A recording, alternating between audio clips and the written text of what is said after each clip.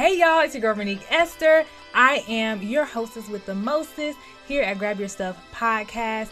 I'm so excited for you guys to be joining me on episode number 2. Thank you to everybody who watched episode number 1. The response has been overwhelming. I'm really grateful. Thank you guys for tuning in with me. Thank you for following along with me on this journey. And it's only going to get better from here. Today's episode is a doozy, but y'all see. So our first segment, as you all learned last week, is Let Me Put You On. This is a segment where I put you on to something that I think is pretty cool and that you should try. Maybe it's something that is sponsored, maybe not, maybe it's just whatever's tickling my fancy. But whether it's sponsored or not, it's always going to be something that I absolutely believe in. Last week, y'all tried it. But this week, I'm really excited about this one. Let me put you on to getting an esthetician, y'all. First of all, can we zoom in on the skin? Can we? Do you see the skin is giving? I have on makeup, but you don't understand. Okay, you don't understand how this skin, this glow. First of all, the beat is by my esthetician on top of that. So it's really just an all-around situation. Okay. My esthetician is literally the best. She is Rockstar Looks here near Atlanta, Georgia, or Rockstar Skin Studio. Excuse me. She updated her name. Rockstar Looks Skin Studio. And I am really, really excited to talk about having an esthetician. This is absolutely not paid. This is not a sponsored Let Me Put You On at all. I just want to tell y'all, I have had acne since I was like 10. Really, really bad acne for the first time in my life. And if we can get I'm going to send in photos so y'all can see the side by side of how my face looked just a year ago and what my skin looks like now. Loads of difference. Whether you have acne or not, I recommend getting an esthetician and getting facials at least, once a month, once a quarter, whatever, just to get those cells to turn over. So that way you always have new glowy skin.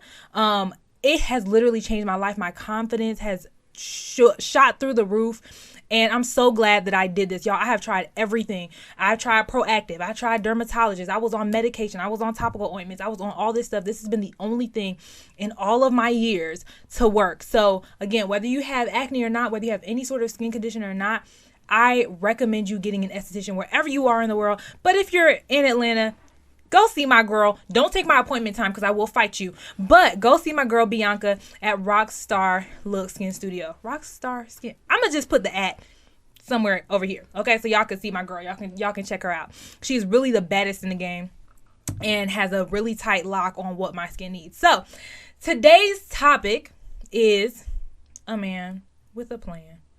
Okay. Now, This is going to seem like it's primarily for the ladies, but gentlemen, hang in there with me, okay? If you are a patron, first of all, thank you. But if you're not, hop on over to Patreon, whether you are a woman or a man. I want to hear your thoughts on this episode. It's going to seem, like I said, like it's primarily for the ladies, but it's for everybody. I want us all to talk about this episode, okay?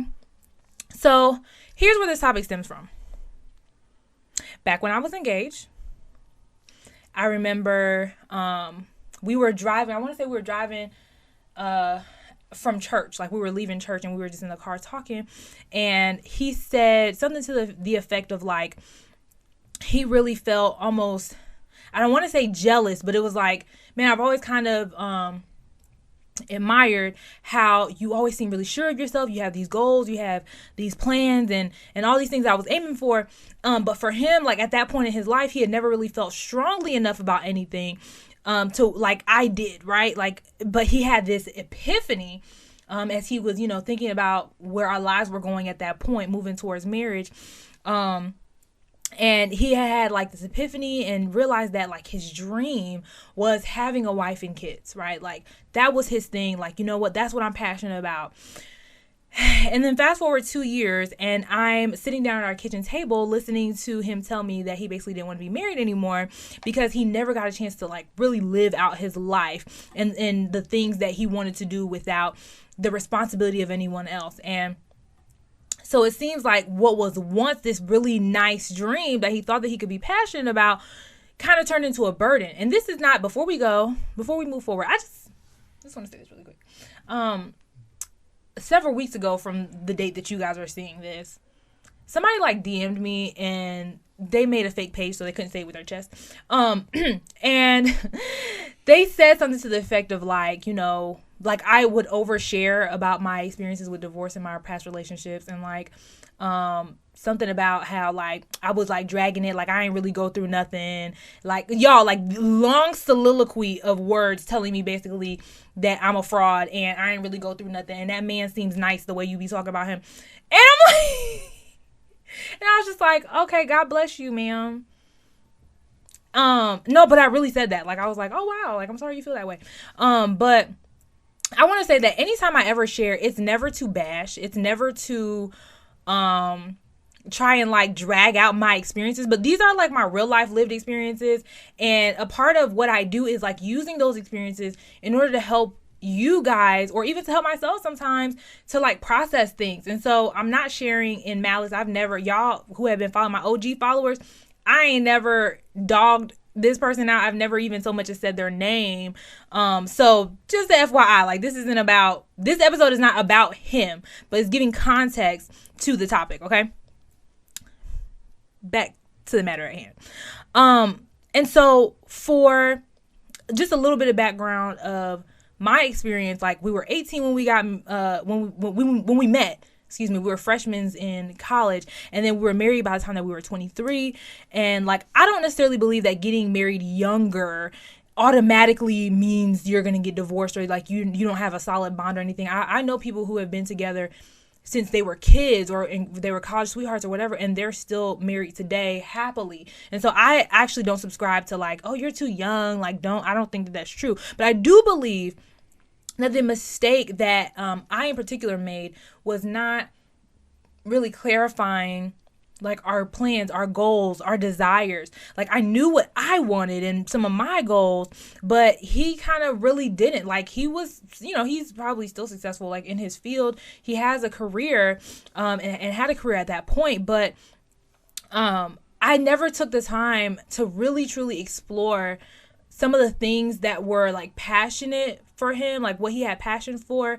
And I think that probably could have made him feel maybe stifled, like I don't have anything else. Because as we move on, like you realize that like on my end, I was so consumed with the idea that somebody finally chose me.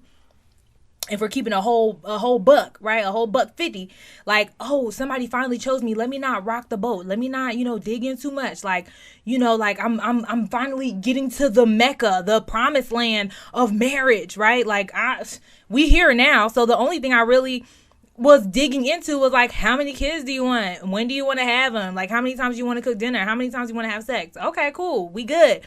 And so I feel like there was a time where he was kind of lost, and there was kind of some signs during our engagement, but I never really dug in to be like, well, what is this? Like I was just like, I don't want to lose this. We didn't send out the wedding invitations. Onward, okay? Onward and upward. And the reality is like I wasn't too moved, because on the outside he seemed pretty confident. He seemed pretty content. So if you cool, I'm cool. We all cool.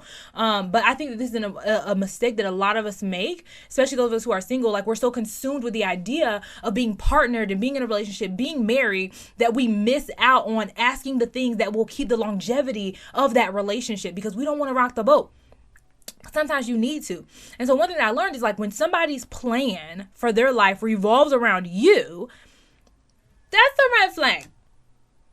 That's kind of a red flag.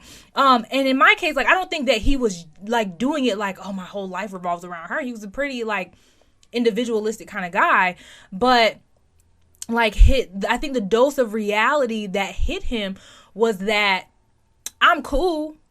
But little old me and our like imaginary children that we didn't even have yet, like was not enough to satisfy him. And I don't even think that that's a bad thing.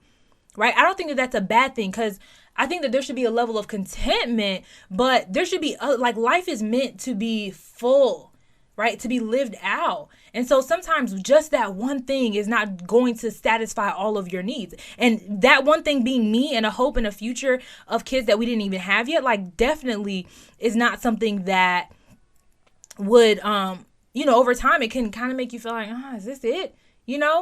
And like I said, it's not a bad thing, because the reality is I make for a very poor God. Like, I am not a good savior. I am not a good, all-knowing, omniscient, omnipresent being. Okay. And to be honest, like, when your dream, like in a case like that, when what the majority of somebody wants in life is everybody and everything outside of who God created them to be, and they're the things that burn the passion of their hearts, like, it pedestals you in a way that can only lead you to disappointment. Because once in a family is cool, but what do you do when you have it? Like, what happens now? Like, we here now. So, okay, you got it. Then what? You know what I mean? Like, what's the plan? What you gonna do with it? And do you know what it'll cost you outside of cute IG pictures where we all matching t-shirts and shoes?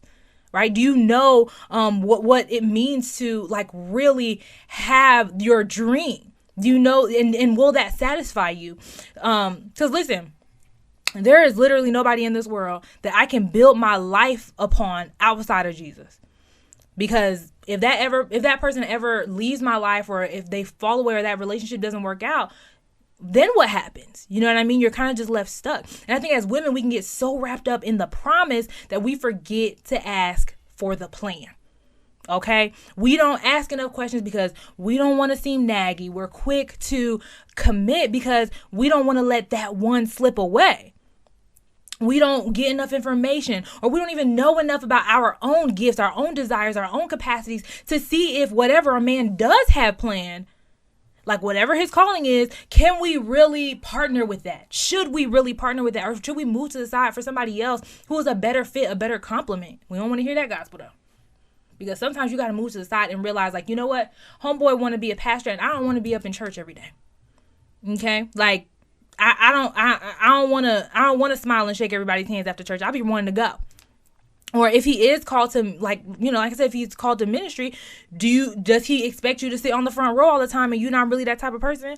Like, are you okay with, if he has, to preach somewhere else, like, you cool with not going sometimes? Or are you cool with having to go every time?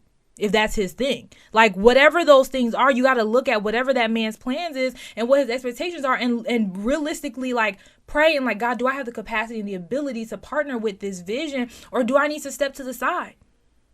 And is it authentic for me to step into this position, into this partnership? Like, can I express and be myself authentically in this relationship? Okay, let's say he want to be an entrepreneur. I remember back last year, everybody was mad at B. Simone for saying that she wanted to be with an entrepreneur because he just got it and blah, blah, blah. Well, cool. Dude is out here doing his thing, but are you cool with inconsistent months financially sometimes? Like, if he's still kind of building up to that level, are you cool with 1 month being like Dior, Fenty, Gucci, and then next month being ramen and hot dogs? Like, I mean, that's pretty drastic. And also means that you might be a poor steward of your finances. But my point is, like, entrepreneurship comes with risk. Are you okay with those types of risks? Right? Are you okay with not always knowing, like, is this going to be that month? Like, do we got to be a little tighter? Do you know how to stretch a dollar? Do you know how to be supportive? You know how to shake hands and, at networking events, are you on board with what his entrepreneurial goals are? Like, if he owns clubs and you don't really go to the clubs, are you cool with being married to somebody who owns clubs? Like, you know what I mean? Like, these are weird examples, but you get my point. Like, you have to think, like, where do I fit in this person's plans? Where do I fit in what they're called to? Is my calling affected by his calling? Are his expectations for me something that I can actually uphold and live up to authentically, not having to put on a mask and turn into somebody else, put on a costume in order to support this man? No, I want to be able to still be me, whether I'm supporting him or whether I'm by myself. Right? So these are the things that we have to think about. And what about this? What's his plan for discipleship in your household if you're at the point where you're contemplating marriage? What's his plan for his career growth if he's working a 9 to 5, and how far is he willing to go for it? Is he one of those people like, oh yeah, I could do this for the next 20 years? Or is he like, yo, I want to move up the corporate ladder or whatever? And what is he willing to go through for it? Is he like, no, you got to be cool with me staying late at night and missing dinner sometimes. You got to be cool with coming to every company picnic and function, which honestly I really enjoyed doing. But like, how far is he willing to go? Or is he the type of person like, no, I have a cutoff. I have, work-life balance. And I'm not saying one is necessarily better than the other, although, but if those are his goals and that's what he's willing to do to get to them, can you realistically partner with that and be supportive of that without feeling like, you know what, I'm about to grow resentment, right? This is why it's important to know a plan. It's not even just about making sure that you can partner with it, making sure that it fits you, but it's about, can you truly be a helpmeet to this person? How about this? What's his plan for dating? Like, is he one of those go with the flow, like, what's understood ain't got to be explained, little shawty, you know what I'm saying? Or is he like, oh yeah, no, I'm getting to know people right now intentionally in hopes of getting married. My goal is to get married in the next couple years. Again, depending on where that person is in their life, one may not be worse than the other, but do you know that plan? And if that plan doesn't fit what your goals and expectations are you willing to walk away? Or are you going to do that thing where, we sit around and hope that we change their mind? Okay. Or even this one, like, what is his plan for communication? How does he communicate? Is he, I'll text you when I text you, I'll call you when I call you, I'll see you when I see you? Or is he very intentional? And I don't even think that Tora Sense, who I absolutely love, by the way, y'all should follow her at Tora, TORAHCENTS. She talks about how, like, what we see as consistency is not really consistency. Like, a lot of the times we want, like, why do you want to talk to a man every day? Like, have you ever thought about that? Like, why do you want to talk to him on the phone every day? Why do you want to text him every day? Do you have nothing else going on in your life, pretty much? But for those who really, really need that, and they're like, no, I need that at all costs, that's on my list. Like, what do you do when you encounter somebody who's not like that? Like, is he a good communicator? Is he able to say, like, hey, I can't meet that kind of thing, but what I can do is this. And a lot of these things, like, I'm not saying he needs a plan for every minute detail of his life. Like, I'm not saying that, because I think we can go too far. Like, no, I need to know what your intentions are, and y'all just met. Like, you blinked at him, he blinked at you, and now you want to know what his intentions are for you. Like, nah, hold up. But depending on where you are, right, the phase that you are with a man, there should be some sort of an understanding of where you are and maybe where you could be going, or even what their plan is for themselves. Like, that's really important. So yeah, I'm not saying he needs to have his entire, every single second of his life down to a detail planned out. But if he has no idea what he wants to do, where he wants to go from a foundational perspective, you might not want to hitch your wagon to that horse, because where y'all going, right? So in like the dating talking phase, a lot of times you can get some of these answers through, just observation. But don't be afraid to ask questions. Don't be afraid to be like, yeah, so, what are your, where, not just where do you see yourself in 5 years, but what have you done to accomplish some of the goals that you want to see in 5 years? I think I saw that question from Tora as well. She has this book called The Art of Questioning Men. Y'all should check that out too. Free plug. But like knowing how to ask your questions in a way that doesn't feel like you're just poking at him. Well, what you gonna do? What's your plan? Do you want kids? But in a way that draws out a response that makes him feel comfortable, but also gives you clarity on what's going on. And another thing that you can observe is like, if his day-to-day life is disorganized and chaotic, and he's really just like, whatever. Again, it's not a judgment. But please understand that moving forward, that's what your life is going to look like too. Like, a lot of the times we like to act surprised when people manifest into exactly who they are and who they've been all along, because we didn't take the time to observe, or what we observed, we tried to like, oh, like, that's fine. I'm sure that's not going to affect me, sis. Everything you see and how you see it is kind of going to affect you. And fellas, if you're watching, let me know if I'm right. Like, let me know, like, if you're like, yeah, no, that's right. Like, people be expecting me, like, if you the type of dude to, You know what I'm saying? Like you're you missing the laundry basket now. Like you're throwing laundry on the floor instead of in your basket, and they come to your house and they see that. Like, yeah, I'm probably gonna still keep doing that when I'm married, and that's minute. But it goes to show like people don't change overnight. People don't change just because you're in a relationship with them or get married.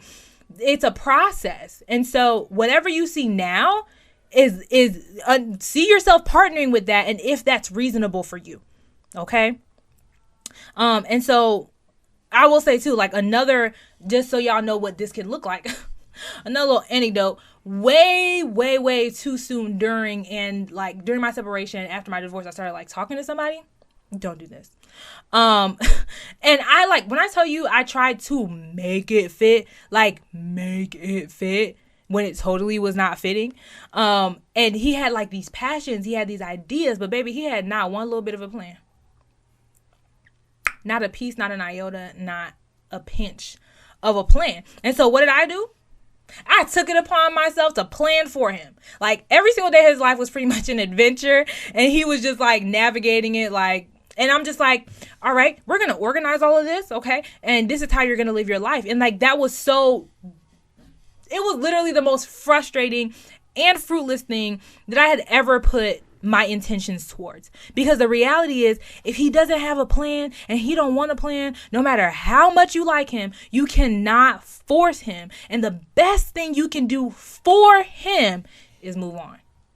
Like the best thing you can do for somebody is to let them live the life that they're already living, and allowing them to manage those things on their own, so that way they can, excel and do whatever, or find people that work better for them. And for you to stop like the frustration that comes with that and just live your life, move on.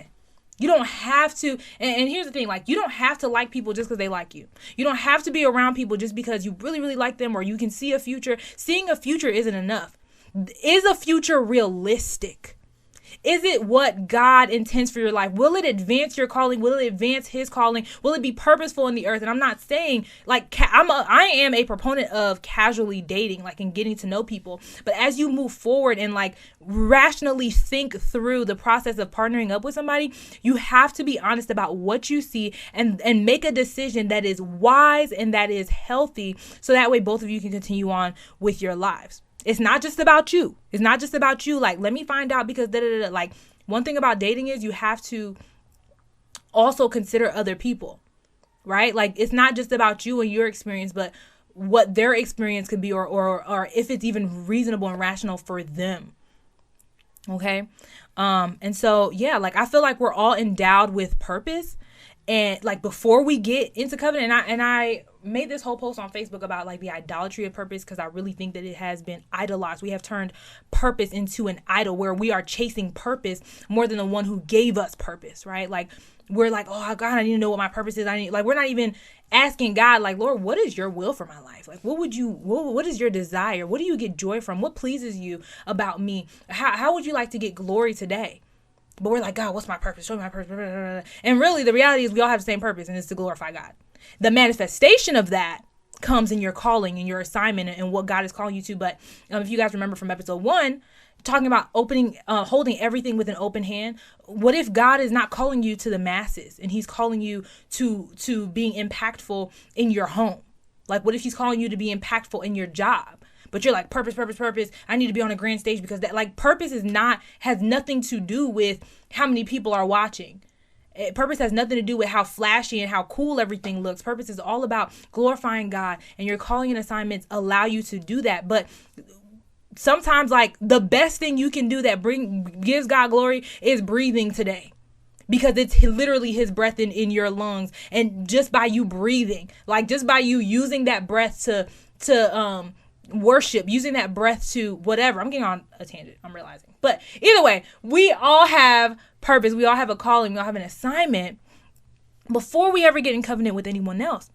And I suggest that all of us, men and women, that we tap into how God wants us to live out that purpose before we add anyone else to the mix. That way we're less likely to settle for somebody without a plan. And BT Dove's like another asterisk inside.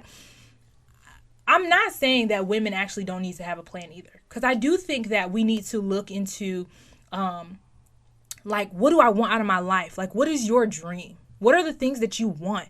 What do you want? What has God laid on your heart, and how creatively do you see that coming out, right? Like coming to fruition. I don't want you to deter and bail on your plans for the sake of being in covenant with somebody. Like the goal of being in covenant is not to abandon, like you're abandoning other people, you're abandoning those things, but you're not abandoning you and who God created you to be. And so I would even recommend for men, like, don't date a woman who is just out here lost in the sauce. You know what I'm saying? Like, who's just like waiting for somebody to like rescue you, because like you don't want to be in a position where you have a child instead of a spouse, right? And I'm not, again, for women who their ministry, their calling, their assignment is to be mothers and things like that. You may not have a child right now, or you may not, have like a house to manage, so to speak. But how do you love people? How do you care for people? Are you managing your time well in these things? Are you organized? Like whatever it is that your calling and your purpose is, your calling and your assignment is, how are you moving towards those things now? Right? And so, yeah, like, and another thing, like as far as biblically, where we get this from, this is something that Miss Rachel Yvonne kind of put me onto. We did a live in AW several months back. She's a femininity coach. So if you're into that and want to, tap into your feminine energy, she's an amazing person to do that. So Rachel Yvonne.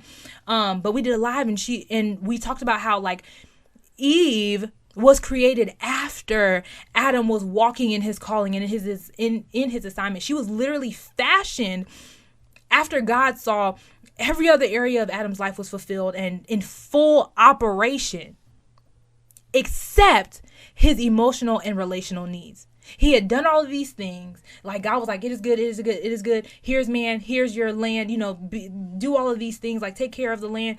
And then God looked and he was like, it's not good for man to be alone. It's not good for man to not have a job. It's not good for man to, not be doing like all these. It was not good for me because all those other areas have been fulfilled. Right. But he was like, it's not good for you to be alone. There is a gap in your emotional needs and your relational connection that needs to be filled in. So I'm going to create woman. I'm going to create this woman, this person, this partner that will help you excel in a way that you can't do on your own. So that's why I'm saying it's important for us to also know, because if you're not partnering with somebody, if you're not being like an asset, if you're not being, and I don't mean asset like a thing, but if you are not in a position because you're so lost in yourself, if you're not in a position to where what your calling and your assignment is, like you cannot help to round out that person's emotional and relational needs because you're still trying to figure out who you are as a person, right? So at least I believe like ladies also need a plan, and make sure that you get with somebody who has a plan or at least is working towards it. And while you're on the journey to whatever your relational goals are, make sure that you have your own plan that doesn't look like waiting on someone else with a plan to save you. Amen. Amen. Amen. I heard you guys all say amen. I did. So what are we grabbing this episode? First of all, some sense. I'm just kidding. But really, like believing what you observe and what your discernment is telling you, so that way you can have a fruitful dating life. The second thing is we are grabbing the courage to question. And then the third thing is our own divine calling and plan, what God has placed on our hearts for us to do and be fruitful in the earth. So that way we can partner with somebody else and be an added asset to their legacy. So that moves us to questions and confessions. Okay. This one's a doozy. I got it from 6 Brown Chicks. Remember, I want to get some questions from you guys. I want to get whatever questions or confessions that you have. I can read it up here. It'll be anonymous. All you have to do is go to info@verniqueesther.com. Subject line, questions and confessions, and then drop your question and confessions. Like I said, it'll be totally anonymous, so we can talk about it on the show. But this one's a little ratchet. I got it from 6 Brown Chicks, and it says, our church had a winter dinner for couples, and I took my boyfriend of 5 years. He arrived drunk. Dinner is served. Pastor tells men to serve the most beautiful women at their table. My boyfriend got another woman's plate and then started fighting her man. WTF advice. Okay. The first mistake you made And this is, again, if you guys turn in a question, it's going to be like that. But this is slightly judgy. Like, what I'm saying, slightly judgy. But the first problem is boyfriend of 5 years. Because what is we doing? Like, man, I'm going to assume that she's like 19, right? So let's move on. He arrived drunk. So again, like he knew, ma'am, where you all were going, correct? He knew the destination. If not, perhaps you have, maybe the communication was not intact on your end. He arrived drunk. And then he, like, the most beautiful woman, like, let's be honest. We all know, like, okay, let's be honest, okay? We all know that when your man or you say, like, you are just the most beautiful thing, like, 9 times out of 9, you don't literally mean that they are the most beautiful person in the world. Like, because, you know what I'm saying, Michael B. Jordan exists. And so whoever I marry, okay, moving on. So basically, y'all, there are people in this room and they're cracking me up. Okay. But literally, like, we all know that there are other people probably more attractive than your spouse, right? But ma'am, sir, if ever anybody tells you to find the most beautiful person in the room and I'm with you, find me. Find me, bro. Or else we're going to square up. Point blank, period. So that was problem number 2. But then he starts fighting her man. Likely because he was like, yo, like, why you getting my girl a plate? And now you sitting here looking dumb because you're plateless. You hungry. You're hungry and your man is fighting somebody to give somebody else a plate. That's all. Break up with him, sis. That's the advice. Let me just, plain and simple, break up with him, sis, because obviously it's not even about you being the most beautiful person. It's the respect and the disrespect. Like, what's that phrase that says, drunk man tells no tales? Basically, like, when you drunk, you're being honest, which I don't always necessarily subscribe to. But in this particular case, he's telling you how he feels about you. He's like, I don't care. I'm going to disrespect you right here in your face. And where disrespect is tolerated, the relationship is already falling apart. So that's my advice, sis. Break up with him. Move on with your life. And especially like 5 years, like, unless, and maybe you don't have any desire to be married. And if that's not your thing, glory be to God and amen for you. But if you do have those goals and you're at a point where you're like, I didn't want to wait 5 years. That wasn't in my plan. Just go ahead, sis. It's okay. Just go ahead. It's going to be all right. Okay. So, again, follow me at Vernique Esther for anything health, wholeness, or healing, wholeness. And follow me at Authentically Wed for all things relationship based. Join the Facebook group, over 5,000 members. Authentically Wed, it's lit. We say, but we're like, we're from the east side. And join the Patreon so that way you can see my gorgeous face, but also so you can join in on the conversation and tell me your thoughts on this episode. Do you have any advice for sis, like, and what she should do about her man giving somebody else a plate? Do you have any thoughts on having a man with a plan? Are you a man with a plan? Are you a man without a plan? I want to hear from you. Join the Patreon. You can be a patron for varying tiers. We just need you to support the efforts, because if you're liking this show, we want to keep doing this show, and I want to make sure that you get the best possible, because it's not cheap. And it's not free. Okay. So support this by doing that. If you are interested in a sponsorship, also you can email info@Vernique Esther, subject title sponsor, and we can get you in front of thousands of people, like, cause we popping. Okay. All right. So my sign off today is stop expecting healed things from broken places. All right. That's all. Until next time, grab your stuff and let's go.